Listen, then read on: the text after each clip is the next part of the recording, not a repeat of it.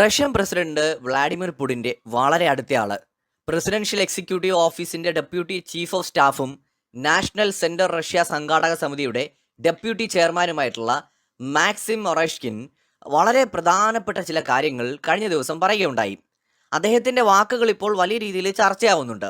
അതായത് ഏപ്രിൽ 28 റഷ്യയിൽ നടന്ന ഒരു വലിയ ചർച്ച, ലോകത്തിന്റെ ഭാവി ആഗോള വളർച്ചയ്ക്കായിട്ടുള്ള പുതിയ വേദി എന്ന പ്രമേയത്തിൽ ഓപ്പൺ ഡയലോഗ് നടക്കുന്ന സമയത്ത് അതിൻ്റെ ഉദ്ഘാടനത്തിന് ആതിഥേയത്വം വഹിച്ചുകൊണ്ട് ചടങ്ങിൽ ഈ നമ്മുടെ റഷ്യൻ പ്രസിഡന്റിന്റെ ഏറ്റവും അടുത്ത ആളായിട്ടുള്ള ഒറേഷ്കിൻ സംസാരിക്കുകയുണ്ടായി.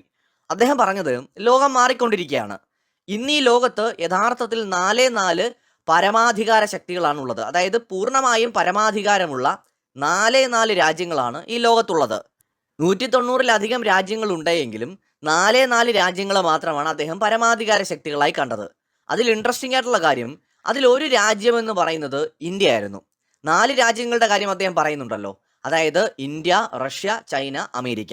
ഈ 4 രാജ്യങ്ങൾ ഒഴികെ ലോകത്തൊരു രാജ്യത്തിനും പൂർണ്ണമായ പരമാധികാരമില്ല. ഇത് കേൾക്കുമ്പോൾ അതിശയമായി തോന്നാം. നമ്മൾ പല വീഡിയോകളിലും ഈ ഒരു ടോപ്പിക് ഇതിനു മുന്നേ സംസാരിച്ചിട്ടുണ്ട്. അന്ന് പലരും വിമർശിക്കുകയും ചെയ്തു. 190-ലധികം രാജ്യങ്ങളുള്ള ഈ ലോകത്ത് വെറും 4 രാജ്യങ്ങൾക്ക് മാത്രമാണ് പൂർണ്ണമായ പരമാധികാരം എന്ന് പറയുന്നതിനെ ഉൾക്കൊള്ളാനായിട്ട് പലർക്കും കഴിഞ്ഞിരുന്നില്ല എന്നതാണ് വസ്തുത. പക്ഷേ റഷ്യൻ പ്രസിഡന്റ് വ്ളാഡിമിർ പുടിൻ്റെ ഉപദേശകനും പ്രമുഖ ഭൗമരാഷ്ട്രീയ തന്ത്രജ്ഞനുമായിട്ടുള്ള സെർജി കരാഗ്നോവ് ആധുനിക ലോകത്ത് യഥാർത്ഥ പരമാധികാരം എന്നത് വളരെ അപൂർവവും ചിലവേറിയ ഒന്നുമാണെന്ന് നേരത്തെ തന്നെ പറഞ്ഞിട്ടുണ്ട്. അന്താരാഷ്ട്ര നിയമപ്രകാരം എല്ലാ രാജ്യങ്ങൾക്കും പരമാധികാരമുണ്ടെങ്കിലും കരാഗ്നോവിന്റെ കാഴ്ചപ്പാടിൽ ഇത് കേവലം നിയമപരമായ ഒന്നല്ല, മറിച്ച് ബാഹ്യശക്തികളുടെ അനുവാദമില്ലാതെ സ്വന്തം തീരുമാനങ്ങൾ എടുക്കാനുള്ള കഴിവാണ്. അദ്ദേഹം ഏതാനും വർഷങ്ങൾക്ക് മുൻപ് ഒരു കാര്യം പറഞ്ഞിട്ടുണ്ട്. നിലവിൽ ലോകത്ത് പരമാധികാരമുള്ള 3 രാജ്യങ്ങളാണ് ഉള്ളത്: അമേരിക്ക, റഷ്യ, ചൈന. ഈ 3 രാജ്യങ്ങളെ കൂടാതെ ഭാവിയിൽ ഇന്ത്യ 4ാമത്തെ രാജ്യമായി അവരോടൊപ്പം ചേർന്നേക്കാം. അത്രമാത്രം. ഈ ലോകത്ത് മറ്റ് കളിക്കാരൊന്നുമില്ല, അല്ലെങ്കിൽ മറ്റു പ്ലേയേഴ്സ് ഒന്നുമില്ല. ഇതായിരുന്നു അദ്ദേഹം പറഞ്ഞത്. അദ്ദേഹം അന്നത് പറയുമ്പോൾ ഇന്ത്യയെ അദ്ദേഹം ഭാവിയിൽ ഈ ഗ്രൂപ്പിലേക്ക് ചേരാൻ സാധ്യതയുള്ള ഏക രാജ്യമായിട്ടാണ് കണ്ടത്. പക്ഷെ അദ്ദേഹത്തിന്റെയും അഭിപ്രായം ഏറെക്കുറെ ശരിയാണ്. ഇന്നിപ്പോൾ റഷ്യയിൽ വ്ളാഡിമിർ പുടിൻ്റെ വളരെ അടുത്ത, ഏറ്റവും സ്വാധീനം റഷ്യയിലുള്ള ഒരു നേതാവ് തന്നെ പറയാണ്, 4 രാജ്യങ്ങളാണ് ഈ വിധത്തിൽ പരമാധികാരമുള്ള രാജ്യങ്ങളായിട്ടുള്ളത്. അതിലൊന്ന് നമ്മുടെ ഇന്ത്യയുമാണെന്ന്.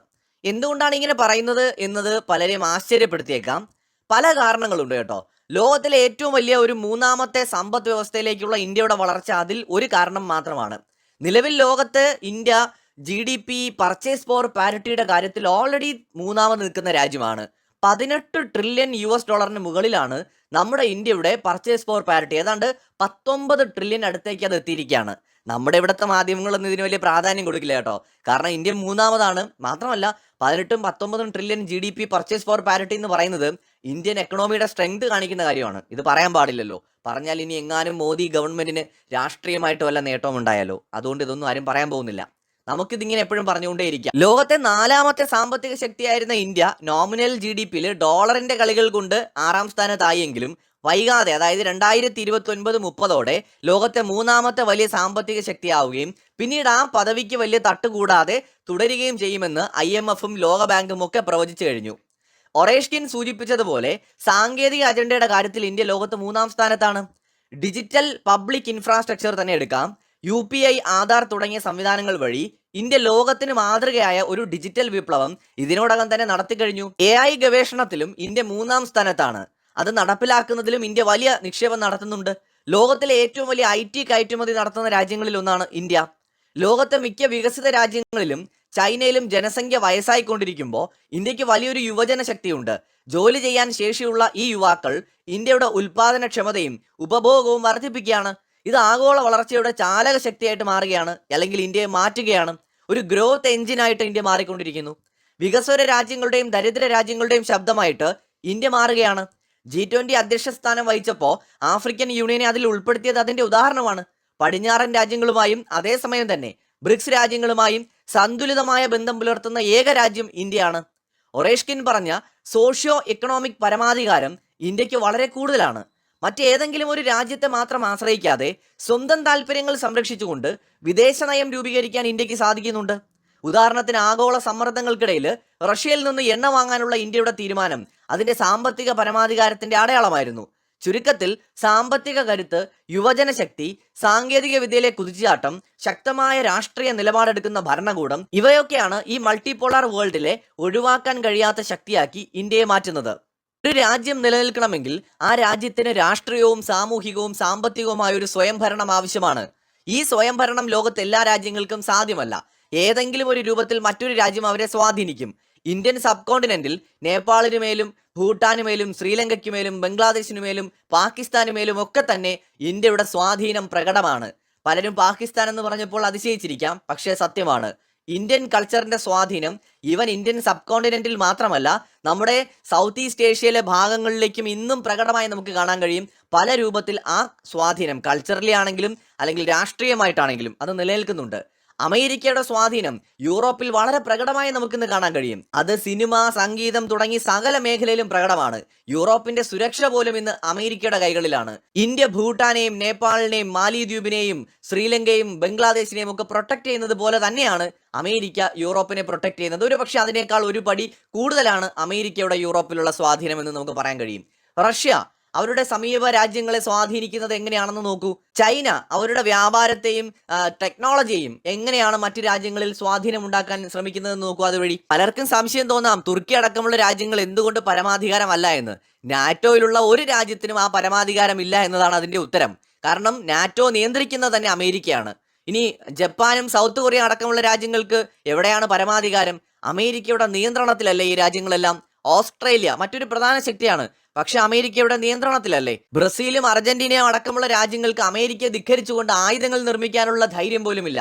ബ്രസീലൊക്കെ ബ്രിക്സിലെ മെമ്പറാണെങ്കിലും അമേരിക്കയുടെ നിയമങ്ങൾക്ക് വിരുദ്ധമായി അല്ലെങ്കിൽ അമേരിക്കയുടെ തിട്ടൂരങ്ങൾക്ക് വിരുദ്ധമായിട്ട് വലിയ ആയുധങ്ങൾ ഡെവലപ്പ് ചെയ്യാൻ ഇന്നും ബ്രസീലിനൊന്നും ധൈര്യമില്ല. കാരണം അമേരിക്ക ചില നിയന്ത്രണങ്ങൾ ഏർപ്പെടുത്തിയിട്ടുണ്ട് തെക്കേ അമേരിക്കൻ ഭൂഖണ്ഡത്തിലും വടക്കേ അമേരിക്കൻ ഭൂഖണ്ഡത്തിലും. ആ നിയന്ത്രണങ്ങളെ മറികടന്നുകൊണ്ട് ആയുധ വിന്യാസം നടത്താനും ആയുധ ശക്തി കൈവരിക്കാനും ഒന്നും അവർക്ക് കഴിയില്ല. കാനഡയ്ക്ക് കഴിയുമോ? ഈ രാജ്യങ്ങളെല്ലാം തന്നെ ഒന്നുകിൽ സാമ്പത്തികമായി അല്ലെങ്കിൽ സൈനികമായി അല്ലെങ്കിൽ അമേരിക്കയെ ഭയന്ന് അമേരിക്കയുടെ അടിമത്വം സ്വീകരിച്ച രാജ്യങ്ങളാണ് ഒട്ടുമിക്ക രാജ്യങ്ങളും. പാകിസ്ഥാന് സ്വയം ഭരണമുണ്ടെന്ന് ആരെങ്കിലും വിശ്വസിക്കുന്നുണ്ടോ? ട്രംപിന്റെ പുറകെ വാലായിട്ട് നടക്കുന്നുണ്ടില്ലേ നമ്മുടെ പാകിസ്ഥാൻ പ്രധാനമന്ത്രിയും സൈനിക മേധാവിയും ഒക്കെ? അവർക്കൊന്നും തന്നെ ഒരു സ്വയംഭരണ അല്ലെങ്കിൽ സ്വയം തീരുമാനമെടുക്കാനുള്ള ഒരു അധികാരമോ ധൈര്യമോ ഇല്ല. മറിച്ച് ഇന്ത്യയെ പോലുള്ള രാജ്യങ്ങൾക്ക്, ഇന്ത്യക്കും റഷ്യക്കും ചൈനയ്ക്കും അമേരിക്കയ്ക്കും അതുണ്ട്.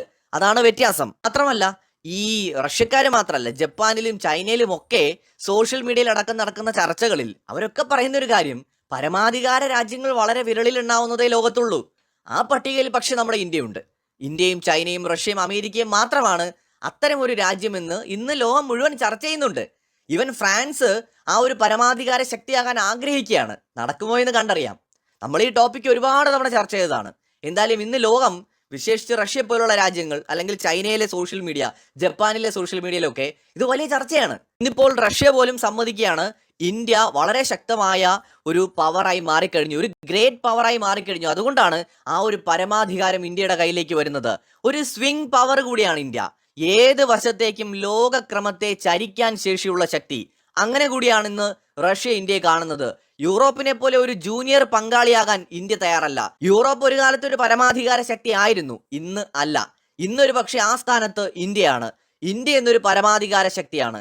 പാശ്ചാത്യ ആധിപത്യത്തിന്റെ കാലം കഴിഞ്ഞുവെന്നും ഇന്ത്യയും റഷ്യയും ചൈനയും ഉൾപ്പെടുന്ന ഒരു മൾട്ടിപോളാർ വേൾഡ് നിലവിൽ വന്നു എന്നുമാണ് റഷ്യൻ തന്ത്രജ്ഞർ അടിവരയിട്ട് പറയുന്നത്. ഇത് തീർച്ചയായിട്ടും ഇന്ത്യ എന്ന് പറയുന്ന നമ്മുടെ രാജ്യത്തിന്റെ വാല്യൂ ആഗോളതലത്തിൽ തന്നെ ഉയർത്തിയിരിക്കുകയാണ്. ഇപ്പൊ കഴിഞ്ഞ ദിവസം റഷ്യയുടെ ഭാഗത്തു നിന്നുണ്ടായ ഇത്തരം സ്റ്റേറ്റ്മെന്റുകൾ ആഗോളതലത്തിൽ വാർത്താ മാധ്യമങ്ങൾ കവർ ചെയ്ത് തുടങ്ങിയിട്ടുണ്ട്.